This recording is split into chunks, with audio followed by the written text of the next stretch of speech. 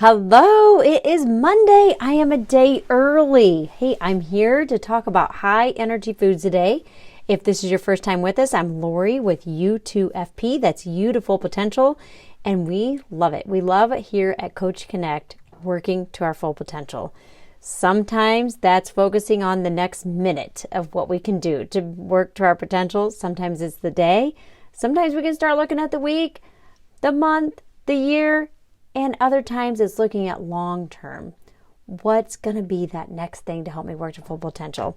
So we connect here to just in between our coaching sessions, just some ideas of what we can do to boost ourselves. And today I want to share some things we do a lot this time of year is talk about high energy foods. With Thanksgiving around the corner and then a lot of holiday get-togethers after that, I think this is a great thing to look at because we don't have to ruin ourselves the next month, and we can also delight in all of the activities that we get to do. It's just taking some time to think through it, be a little proactive, and use that curiosity over judgment. It is amazing how when I support my body physically with the right intake, I can think better, react better, and have more energy for the day. I even sleep better. High energy foods. Those are foods that give you energy rather than take away energy. Why are they important? The answer, the more energy you have, the better you will feel and the more motivated you will be to take care of yourself. Right? Isn't that awesome? Our goal in this Coach Connect Sharecast is to help you want to jump out of bed every morning to achieve your personal and God-given goals. In order to do that, we have to fuel our bodies with the right food choices for our body.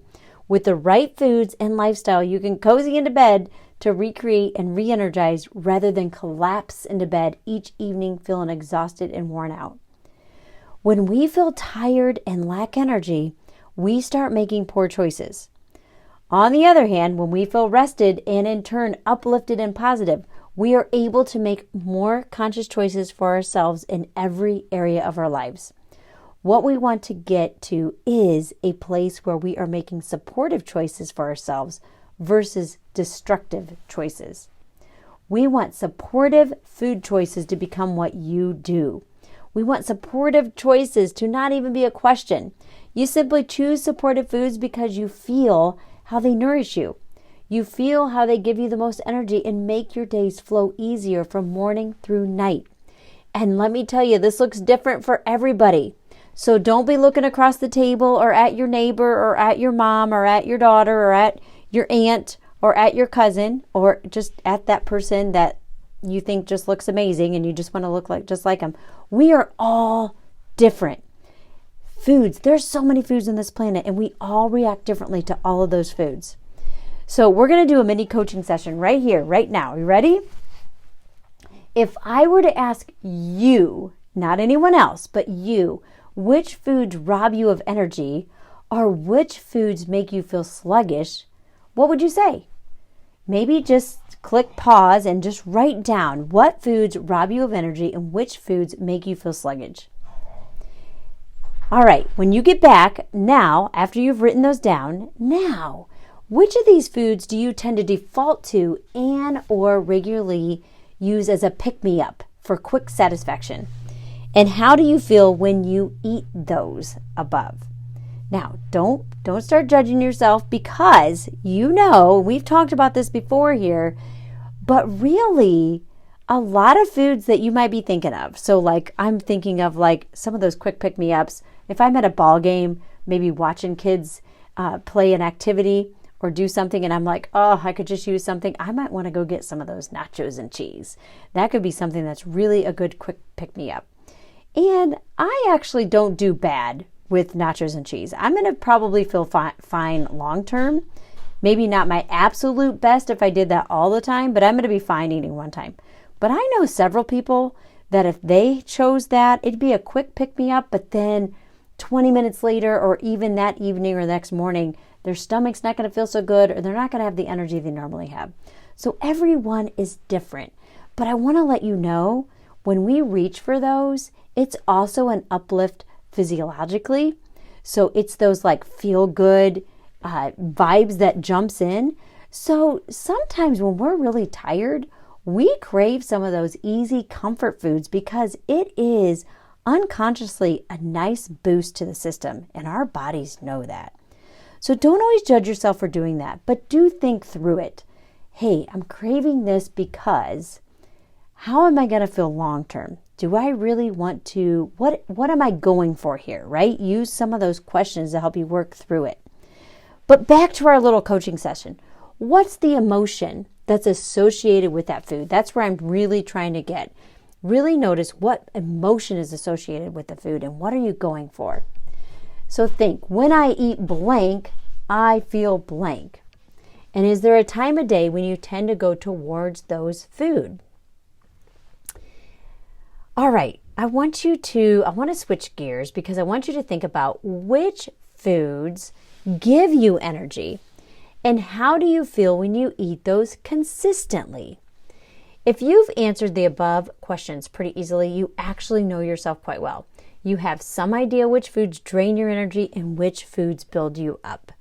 If you struggled to answer the above, I challenge you to notice which foods provide you with more energy than others and make it one of your weekly goals.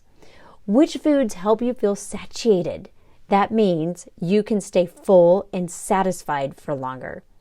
And which foods might make you feel sluggish? Most diet programs focus on what not to eat. This can feel like deprivation. We don't want to do that. While that may work for a short period of time, eventually we give in because there's no pleasure in deprivation. I haven't met one person yet that was on a diet that's like, oh yeah, I've been doing this my entire life. No one says that. Everybody acts like it's this like death sentence or this jail sentence for a period of time. And that doesn't feel so right. So the strategy we like to use is to focus on what you do get to eat rather than focusing on what you don't get to eat. Think, I get to eat high energy foods that make me feel blank. How awesome is that? I love feeling that way. For me personally, I know when I eat like a lot of green vegetables, or I do add fruits and vegetables to my maybe protein that I'm eating for that day with a grain, I tend to feel my best. So I tend to have this, I like to balance my meals. I like to have a little bit of a grain, a little bit of a protein, some fruits and some vegetables, and that works really good. I tend to like a lot of grain though, to be quite honest. So that works so well for me to feel my best. Now, do I always get to do that? No. I just said, sometimes I end up at a ball game and the nachos are the perfect thing to help me get through that next couple hours. So, but at that point, if I had failed to prepare a snack before I went to that, that was probably the best thing for me. That was the best high energy food for me to choose.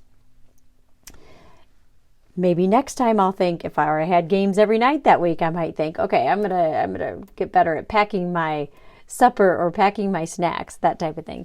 But we want to be good with what we have in the moment and honor our bodies in the best way possible.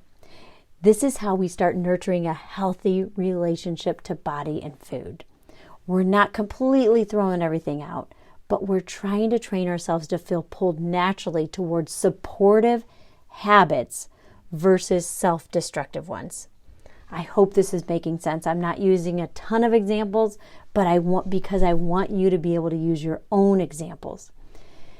But do this consistently. Start nurturing a healthy relationship to body and food and train yourself to feel pulled naturally towards supportive habits versus destructive ones.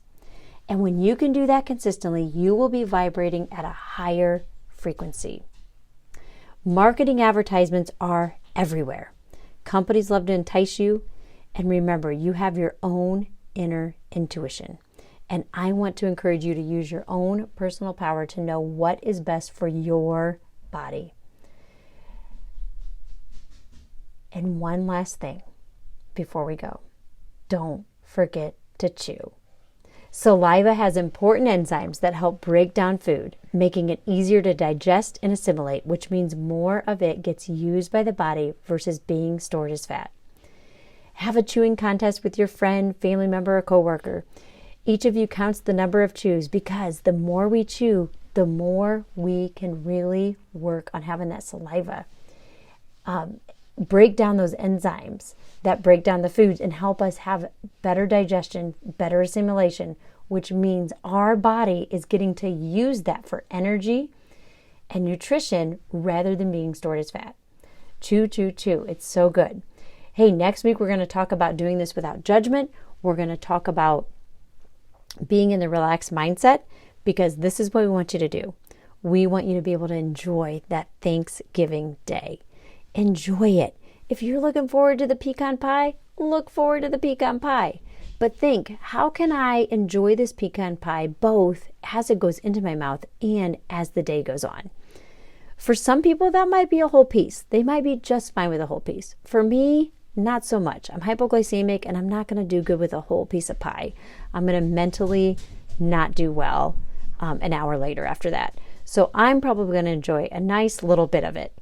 My mom makes these amazing pumpkin bars. They're so good. And that's what I'm looking forward to. So I also love the stuffing. But for me, I put extra protein in my stuffing so I can enjoy it even more. It's really good. Anyways, do not conform to any longer to the patterns of this world. That means the pattern of your sinful mind. But be transformed by the renewing of your mind. Renewing yourself with how you can focus on the foods that work best for you. How can you find joy in that? Notice which foods give you energy and which foods take away energy. And be excited about those ones that give you energy. Be grateful for that. Ask God to instill a deep desire for nutritious foods that are right for you. Have that chewing contest if you want. And if you can do this, get an accountability partner if you need to help keep you motivated. Hey, looking forward to next week. It's Thanksgiving week. What are you grateful for? I would love you to reply. Let me know a high energy food, or let me know something you're grateful for. Remember, there's only one of you. You were made to be abundant, so go and do exactly that.